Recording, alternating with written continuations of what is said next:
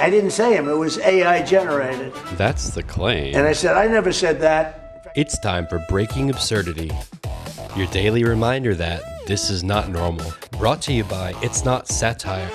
Subscribe today to catch every ridiculous moment. Today, we're looking at a claim from Donald Trump that the BBC used artificial intelligence to put words in his mouth. And the BBC actually admitted they got something wrong.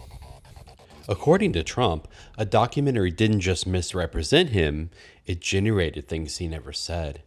If that were true, it would be a massive scandal. And you're a popular president of the United States that won in a landslide, that won all 7 swing states, that got record numbers of votes. I mean, so I guess I'm okay at this stuff. I said, I never said that. And then we found out it was AI generated. And they admit they made a mistake. BBC. This all traces back to a BBC Panorama documentary called Trump, A Second Chance. The documentary included a clip from Trump's January 6th speech, and that clip quickly became the center of controversy. But the part that caused the controversy isn't what you think. We're going to walk down to the Capitol, and I'll be there with you, and we fight.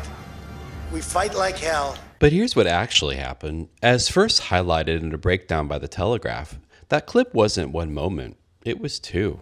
The BBC spliced together 2 clips that took place 54 minutes apart. So let's go through it again. We're going to walk down to the Capitol. That came from earlier in the speech. And the second part, We fight. We fight like hell. that came an hour later. In between those 2 moments, there was more, including this. We're going to walk down to the Capitol, and we're going to cheer on our brave senators and congressmen and women. The BBC combined those separate moments into a single sequence, which made the message feel more immediate, more direct, and more intense. The BBC later acknowledged the edit was misleading and issued an apology. That's now part of an ongoing legal dispute.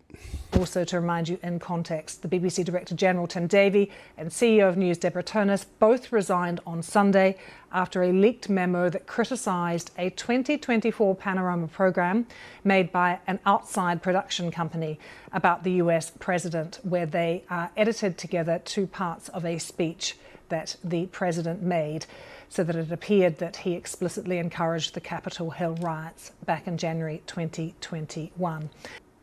However, the EGSC also heard from BBC News that the purpose of editing the clip was to convey the message of the speech made by President Trump, so that Panorama's audience could better understand how it had been received by President Trump's supporters and what was happening on the ground at that time. The conclusion of that deliberation is that we accept that the way the speech was edited did give the impression of a direct call for violent action, and the BBC would like to apologise for that error of judgment. So there we have an apology from the chairman of the board, Samir Shah, saying the BBC is apologising for the error of judgment made in this Panorama programme, where a clip of President Trump, 2 parts of a speech made by him, were edited together. But here's the key question. Was any of this AI? But BBC took it a step further. They actually they put words in my mouth, and I said some pretty bad things. And I didn't say them. It was AI generated. And I said, I never said that. In fact, some of my people said, wow, that was pretty bad stuff you said. I said, what did I say? I'm pretty good at this stuff. So did they actually fake his voice? No. There's no evidence of AI-generated audio, no synthetic voice, no fabricated speech.